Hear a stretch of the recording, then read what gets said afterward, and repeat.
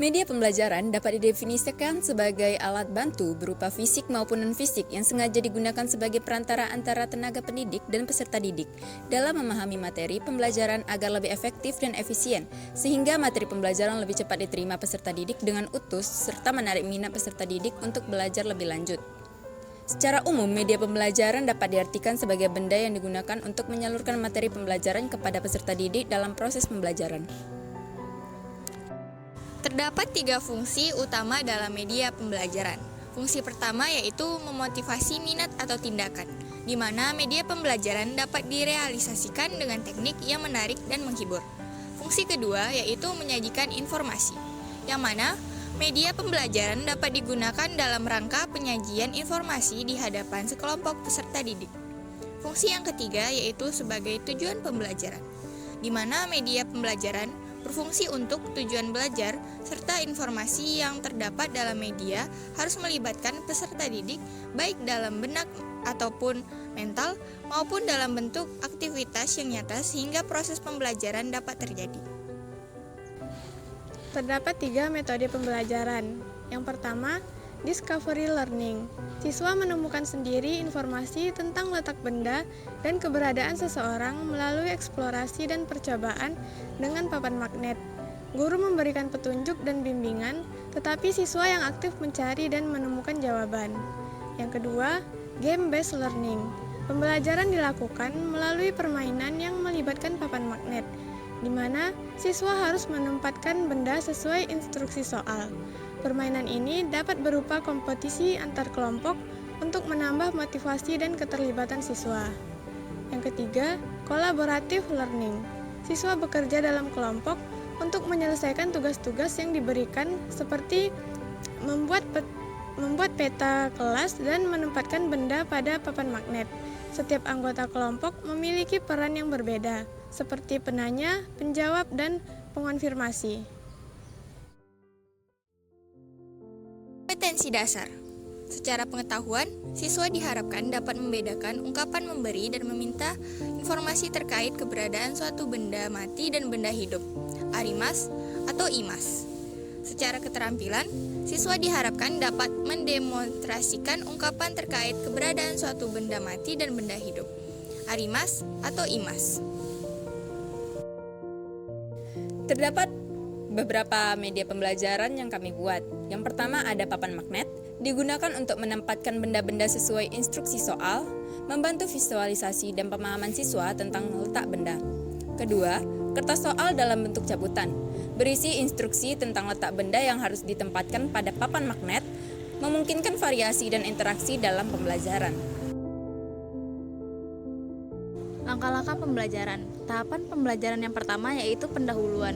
Pengantar materi oleh guru memperkenalkan tema Kyoshitsu yang menjelaskan pentingnya mengetahui nama barang-barang di kelas dalam bahasa Jepang.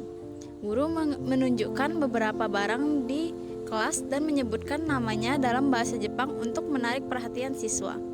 Motivasi yang diberikan oleh guru menanyakan kepada siswa tentang barang-barang yang mereka lihat di kelas dan meminta mereka mencoba menyebutkan nama barang tersebut dalam bahasa Jepang.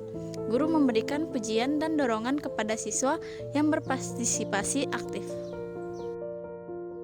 Lalu tahapan yang kedua, kegiatan inti, terbagi menjadi beberapa bagian, yaitu pengenalan kosakata, permainan papan bergambar, latihan konfirmasi letak, berinteraksi dengan bahasa Jepang yang sederhana di dalam kelas, lalu melakukan percakapan dengan teman sekelas.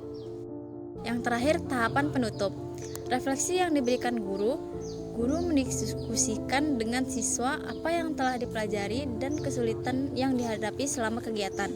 Siswa diberikan kesempatan untuk berbagi pengalaman dan memberikan masukan. Umpan balik yang diberikan guru memberikan pujian atas partisipasi aktif siswa dan memberikan umpan balik positif. Guru melakukan tanya jawab singkat untuk menilai pemahaman siswa tentang materi yang telah diajarkan. Di sini kami memakai jenis media pembelajaran serboneka. Media serboneka merupakan suatu media yang disesuaikan dengan potensi di suatu daerah, di sekitar sekolah atau di lokasi lain atau di masyarakat yang dapat dimanfaatkan sebagai media pengajaran. Contoh media serbaneka diantaranya adalah papan tulis, media 3 dimensi, realita, dan sumber belajar pada masyarakat. Terdapat beberapa tujuan media pembelajaran papan magnetik dalam pembelajaran bahasa Jepang. Di antaranya, 1. Siswa diharapkan dapat mengenali nama-nama benda dalam bahasa Jepang yang terdapat di kelas. 2. Siswa diharapkan dapat mengonfirmasi letak benda di kelas menggunakan bahasa Jepang.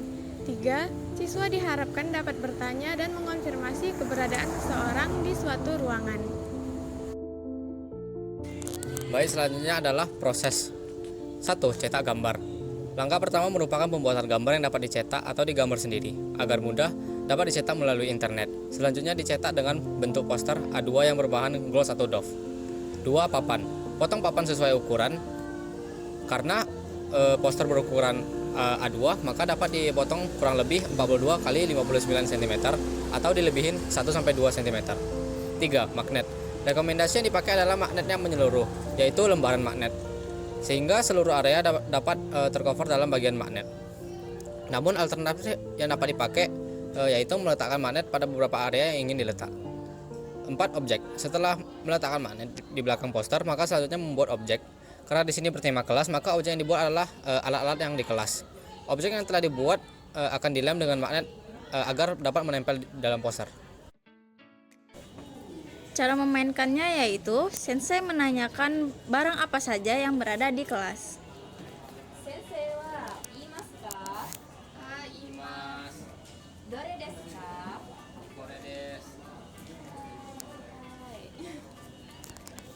Siswa diberi kesempatan untuk memilih soal secara acak.